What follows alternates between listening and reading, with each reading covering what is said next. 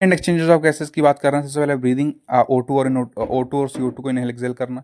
Respiratory organ देखोगे, lower vertebrates जैसे कि स्पंज, सीलेंट्रेट्स, फ्लैटफॉर्म्स और एक्सेट्रा, जैसे कि जब जो भी होते हैं, ये ऑक्सीजन को और CO2 को सिंपल डिफ्यूजन के थ्रू अपने पास में अंदर बाहर करते हैं। दूसरा, अर्थवॉर्म मॉइस्ट क्यूटिकल के थ्रू, इंसेक्ट ट्रैकियल ट्यूब, और कुछ most of the aquatic arthropods और मोलस्क उनके पास में गिल्स होता है।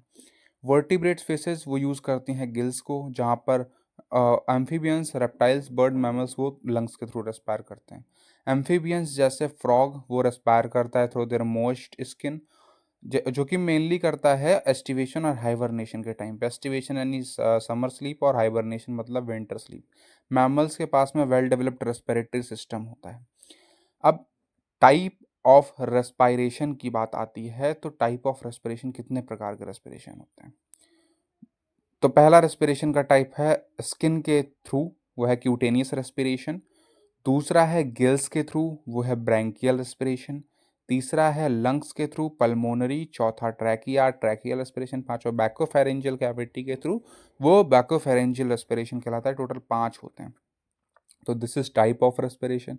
अब कुछ ऑर्गेनिज्म के नेम दिए हैं, रेस्पिरेटरी ऑर्गन्स दिए हैं, देख लो।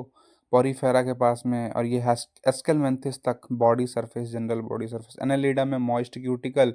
इंसेक्ट्स के पास में ट्रैकिया हो गया, है ना, और अपने पास में गिल्स वगैरह देख लो।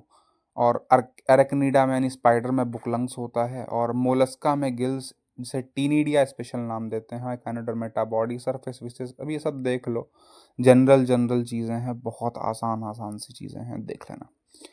अब ये थोड़ा सा देख लेते हैं। स्ट्रक्चर है अपने पास में पूरा। एक्सटर्नल नॉस्ट्रल होता है एक पेयर, फिर नेजल चैम्बर होता है उसके अंदर, फिर नेजोफेरिंग्स, फिर फेरिंग्स आता है, फिर ग्लॉटिस अपने पास में, जो कि कवर कर देता है अपने पास में कि सॉलो ना कर पाए फूड, मतलब, है ना। एपिग्लॉटिस के थ्रू जो है ग्लॉटिस को कवर करा जाता है। ठीक, ग्लॉटिस अब ओपनिंग ऑफ ट्रैकिया होता है। अब एक्सटर्नल नॉस्ट्रल से फिर वेस्टिब्यूल, वेस्टिब्यूल मतलब पैसेज, है ना। फिर नेजल चैम्बर, फिर इंटरनल नेयर्स आते हैं 2, फिर नेजोफेरिंग्स में जाते हैं, फिर फेरिंग्स में, फिर लैरिंग्स में, एंड देन ट्रैकिया जाते हैं, फिर प्राइमरी ब्रोंकस, फिर सेकेंडरी ब्रोंकस, फिर टर्शरी, फिर टोटल पल्मोनरी ब्रोंक्यूल्स, फिर टर्मिनल जो है अपने पास में ब्रोंक्यूल, फिर respiratory bronchiole, alveolar duct, atria, alveolar sac, and then alveoli. तो ये एक पाथवे था। फिर आप देखो यहाँ पर एपिग्लॉटिस देख लो, लैरिंग्स, से सब एक विजुअल डायग्राम है, हो सकता है भाई आ जाए पूछ ले ऐसे ही डायग्राम छाप करके ABC करके, तो वो ये सब बता देना।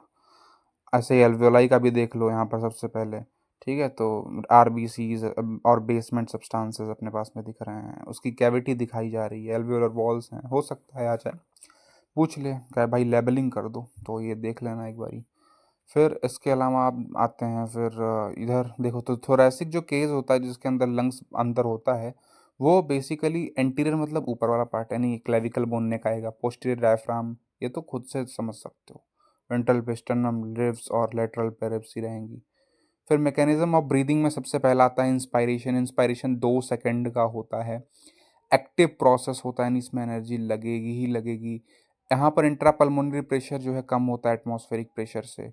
रिब्स और स्टर्नम जो है अपने पास में वो रेज्ड होते हैं, यानी बाहर निकलती हैं, डायफ्राम कॉन्टैक्ट करता है। और जिसके वजह से जब डायफ्राम ऊपर आया था, तो इसकी वजह से एंटीरियर पोस्टीरियर एक्सिस पे वॉल्यूम बढ़ा। EICM जब बाहर आया, तो उसकी वजह से अपने पास में डॉर्सो वेंट्रल एक्सिस पे वॉल्यूम बढ़ा। इसकी वजह से क्या होता है कि अंदर की जो वॉल्यूम होती है ज़्यादा हो जाती है, इसकी वजह से प्रेशर कम हो जाता है और बाहर का प्रेशर ज़्यादा, तो इस वजह से एयर रश कर जाती है अंदर की तरफ। अब एक्सपायरेशन 3 सेकंड का होता है, पैसिव प्रोसेस, एनर्जी नहीं लगेगी। इंट्रा पल्मोनरी प्रेशर ज़्यादा होगा, एटमॉस्फेरिक प्रेशर कम होगा। अब high pressure to low pressure air move करेगी अंदर से बाहर, रिलैक्सेशन यहाँ पर होगा। डायफ्राम या ICM फिर से वही वॉल्यूम डिक्रीज करने का काम करेंगे, जिसके से प्रेशर बढ़ेगा। पल्मोनरी वॉल्यूम डिक्रीज हुआ है, तो इंट्रा पल्मोनरी प्रेशर इंक्रीज होगा, जिसकी वजह से एक्सपल्जन होगा एयर का, यानी एयर बाहर जाएगी। फिर रेस्पिरेटरी वॉल्यूम में सबसे पहला टाइडल वॉल्यूम, यानी नॉर्मली किस तरीके से कितना अंदर बाहर कर सकते हो हवा को, 500 ml होता है।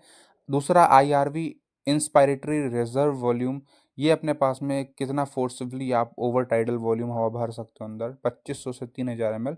और कितना फोर्सफुली एक्सपायर कर सकते हो टाइडल वॉल्यूम के बाद में, 1100 ml तक होता है। RV देख लो, जो रिमेन एयर रह जाती है। पल्मोनरी कैपेसिटी IC होती है IC inspiratory capacity, expiratory capacity. Inspiratory capacity total volume of air जो कि एक आदमी इंस्पायर कर सकता है, करता है आफ्टर एक नॉर्मल एक्सपायरेशन के बाद, ये होता है 3500 ml। और ईसी होता है एक्सपायरेटरी कैपेसिटी, कि टोटल वॉल्यूम ऑफ एयर एक पर्सन जो है वो एक्सपायर करेगा आफ्टर अ नॉर्मल इंस्पायरेशन, ये ईसी होता है।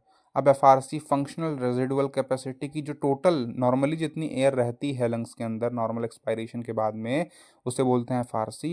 एफआरसी 2200 ml होता है। फिर वीसी वाइटल कैपेसिटी, यानी जो मैक्सिमम एयर है ना एक पर्सन ब्रीद कर सकता है आफ्टर अ फोर्स्ड एक्सपायरेशन, वो 4500 ml होता है। फिर टीएलसी टोटल लंग्स कैपेसिटी, कितनी कैपेसिटी है लंग्स, कितना एकोमोडेट कर सकता है, कितना एयर को रख सकता है, 6000 ml तक की होती है।